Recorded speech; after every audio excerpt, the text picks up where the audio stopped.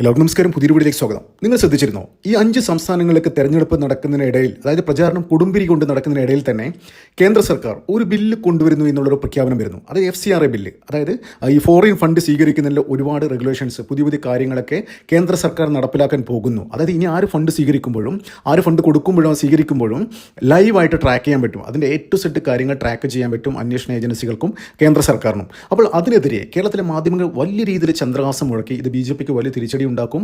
അപ്പോൾ BJPയുടെ പല ആൾക്കാരും തന്നെ അവരെ സപ്പോർട്ട് ചെയ്യുന്ന സോഷ്യൽ മീഡിയ ഹാൻഡിൽസ് നിന്ന് വന്ന ഒരു കാര്യം എന്താണെന്ന് വെച്ചാൽ, അത് കേരളത്തിലൊരു ആംബിയൻസ് ഉണ്ട്, ഒരു അറ്റ്മോസ്ഫിയർ ഉണ്ടായിരുന്നു. BJPക്കാരൊക്കെ അല്ല, ക്രിസ്ത്യാനികളൊക്കെ BJPക്ക് വോട്ട് ചെയ്യാൻ പോകുന്നു ഈ തെരഞ്ഞെടുപ്പിൽ നിന്നൊരു ആംബിയൻസ് ഉണ്ടായിരുന്നു. അപ്പോൾ പൊടുന്നനെ ഈ ബില്ല് വരുന്നു എന്നുള്ള വാർത്ത പുറത്തു വരുന്നു. അത് കേരളത്തിലെ മാപ്രകൾ വലിയ ചർച്ചയാക്കുന്നു എന്ന് വെച്ചാൽ കേന്ദ്രം എന്തോ ചെയ്യുന്നു, BJPക്കാർ ക്രിസ്ത്യാനികളൊക്കെ പിടിച്ച് തൂക്കിക്കൊല്ലാൻ പോകുന്നു, അവരെ ജയിലിലിടുന്നു, ക്രിസ്ത്യൻ സഭകളൊക്കെ അവരുടെ പ്രവർത്തനം നിർത്താൻ പോകുന്നു തരത്തിലുള്ള കാര്യങ്ങളാണ് പ്രചരിപ്പിച്ചത്.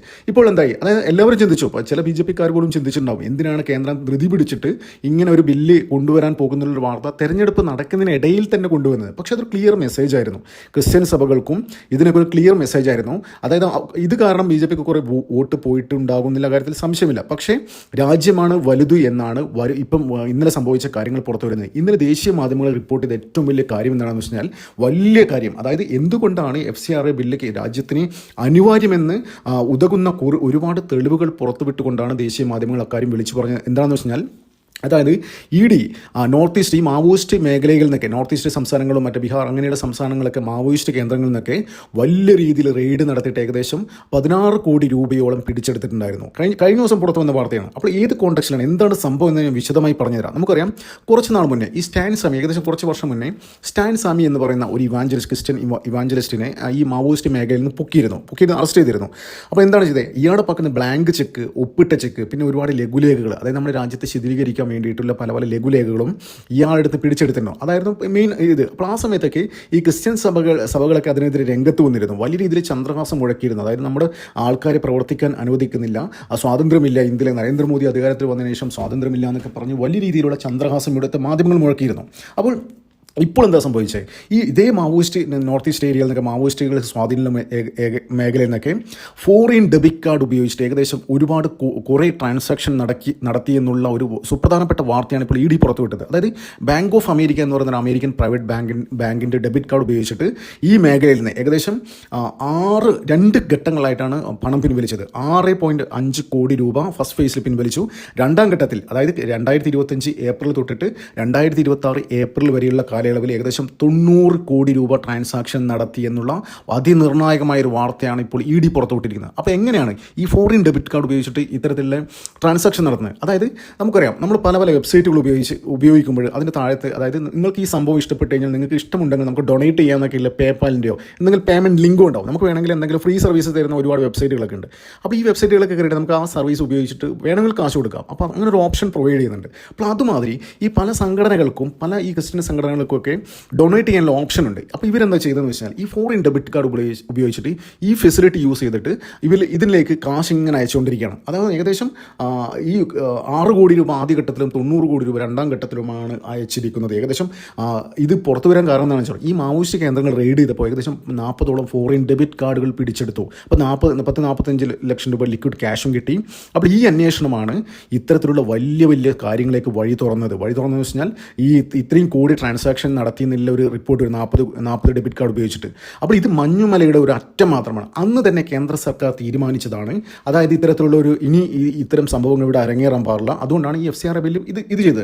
അപ്പോൾ ഇത് ഞാൻ പറഞ്ഞ മാതിരി ഇത് മഞ്ഞുമലയുടെ ഒരു അറ്റം. ED അന്വേഷണം തുടങ്ങിയിട്ട് മാത്രമേ ഉള്ളൂ. അപ്പോഴേ ഇപ്പോൾ വലിയ രീതിയിലെ ചന്ദ്രഹാസം ഇവിടുത്തെ ക്രിസ്ത്യൻ പാതിരിമാരും ക്രിസ്ത്യൻ മിഷണറിമാരൊക്കെ ചെയ്തു തുടങ്ങി. അപ്പോൾ അത് മാധ്യമങ്ങളെ ഏറ്റുപിടിച്ച് ഇവിടെ വലിയ രീതിയിൽ BJPക്കെതിരെ, നരേന്ദ്രമോദി സർക്കാരിനെയും കേന്ദ്ര സർക്കാരിനെതിരെയും ഇതൊക്കെ ഇങ്ങനെയുള്ള കാര്യങ്ങൾ നടന്നു പോകുന്നുണ്ട്.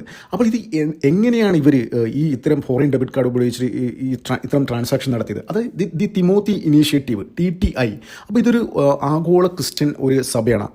അവർ നിയന്ത്രിക്കുന്ന ഒരു സംഘടനയാണ് ദി തിമോത്തി ഇനീഷ്യേറ്റീവ്. ഇവർ ചെയ്യുന്നത് പറയുന്നത് എന്താണെന്ന് വെച്ച് കഴിഞ്ഞാൽ, അതായത് ഈ ക്രിസ്ത്യാനികൾ നല്ല ലീഡർഷിപ്പ് ക്വാളിറ്റി ഉള്ളവരും നല്ല കഴിവുള്ളവരും ആൾക്കാരെ കയ്യിലെടുക്കാൻ സംസാരശേഷിയുള്ളവരൊക്കെ തെരഞ്ഞു പിടിച്ചുകൊണ്ട് അവരെ ലീഡേഴ്സായിട്ട് വളർത്തിയിട്ട് ഇന്ത്യയിലെ ചർച്ചകളുടെ ഒരു എക്സ്പാൻഷൻ നടത്തുക, വലിയ രീതിയിൽ ക്രിസ്ത്യാനിറ്റി പ്രചരിപ്പിക്കുക, അതെല്ലാം കാര്യങ്ങൾ ചെയ്യാൻ വേണ്ടി ലീഡേഴ്സിനെയും ആൾക്കാരൊക്കെ ബാക്ക്ഗ്രൗണ്ടിൽ നിന്ന് പ്രവർത്തിക്കുന്ന ആൾക്കാരൊക്കെ വളർത്തിയെടുക്കുന്ന ഒരു സംഘടനയാണ് തിമോത്തി ഇനീഷ്യേറ്റീവ്. അപ്പോൾ ഇവർ മുഖേനയാണ് പലതരത്തിലുള്ള ട്രാൻസാക്ഷൻ ഇവിടെ നടത്തിക്കൊണ്ടിരിക്കുന്നത്. അപ്പോൾ ഇത് ശരിക്കും ഈ ഇ.ഡി. ഈ മാവോയിസ്റ്റ് മേഖലയിൽ വന്ന് അന്വേഷണം നടത്താനുള്ള ഏറ്റവും പ്രധാനപ്പെട്ട കാരണം എന്ന് വെച്ച് കഴിഞ്ഞാൽ, ഈ കുറച്ച് നാൾ മുന്നേ ബംഗളൂരു എയർപോർട്ടിൽ വെച്ചിട്ട് മിക്ക മാർക്ക് എന്ന് പറയുന്ന ഒരു അമേരിക്കൻ പൗരനെ ഈ അന്വേഷണ ഏജൻസികൾ അറസ്റ്റ് ചെയ്യുന്നതെന്ന് വെച്ചാൽ ഇയാളുടെ പക്കൽ നിന്ന് ഏകദേശം 10-60ഓളം ബാങ്ക് ഓഫ് അമേരിക്കയുടെയും അമേരിക്കയുടെ പല പ്രൈവറ്റ് ബാങ്കുകളുടെയൊക്കെ ഡെബിറ്റ് കാർഡ് പിടിച്ചെടുക്കുന്നു. അപ്പോൾ ഇയാളാണ് ഈ മിക്ക മാർക്ക് എന്ന് പറയുന്ന അമേരിക്കൻ പൗരനാണ് ഈ മാവോയിസ്റ്റ് കേന്ദ്രങ്ങളിൽ ഇത്തരത്തിലെ ഡെബിറ്റ് കാർഡുകൾ, ഫോറിൻ ഡെബിറ്റ് കാർഡുകൾ കൊണ്ടുകൊടുത്തതും ഈ തിമോത്തി ഇനീഷ്യേറ്റീവ് എന്ന സംഘടന വഴി ഇത്തരത്തിലുള്ള ട്രാൻസാക്ഷൻ നടത്തിയതും ഇയാളാണ്. അതായത് ഇയാൾ മുഖേനയാണ് ഡെബിറ്റ് കാർഡ് എടുത്തത്. അപ്പോൾ ആ അന്വേഷണമാണ് ഇത്രയും ഡെബിറ്റ് കാർഡ് ഒരുമിച്ച് പിടിച്ചപ്പോൾ നടത്തിയ അന്വേഷണത്തിലാണ് ഇത്തരത്തിലുള്ള വലിയ കാര്യങ്ങൾ പുറത്തു വന്നത്. അതാണ് ധൃതി പിടിച്ച് കേന്ദ്ര സർക്കാർ, അതായത് വോട്ട് പോയില്ലെങ്കിലും വേണ്ടില്ല, രാജ്യ സുരക്ഷയാണ് വലുതെന്ന് പറഞ്ഞ് പെട്ടെന്ന് തന്നെ FCRA ബില്ല് എന്താ പറയുക, ഇത്തരം കാര്യങ്ങൾ നിങ്ങളുടെ ട്രാൻസാക്ഷൻ എല്ലാം ലൈവായിട്ട് ട്രാക്ക് ചെയ്യും, ഇനി എന്ത് ചെയ്യണമെങ്കിലും കേന്ദ്ര സർക്കാരിൻ്റെ അപ്രൂവൽ വേണം എന്നുള്ള ഒരു സംഭവം കൊണ്ടുവന്നത് ധൃതി പിടിച്ച് തന്നെയാണ്. അപ്പോൾ ഇത് ചുമ്മാ ഇങ്ങനെ, അതെ ഞാൻ നേരത്തെ പറഞ്ഞ പോലെ ഇലക്ഷൻ്റെ സമയത്ത് എന്തുകൊണ്ടെന്ന് വെച്ചാൽ ചുമ്മാ ചുരുട്ടിക്കൂട്ടി ഷെൽഫിൻ്റെ ഉള്ളിൽ വെക്കാൻ വേണ്ടി മാത്രമല്ല, ഇത് ഇംപ്ലിമെൻറ്റ് ചെയ്യും എന്നുള്ള ക്ലിയർ മെസ്സേജ് തന്നെയാണ് കൊടുത്തത്.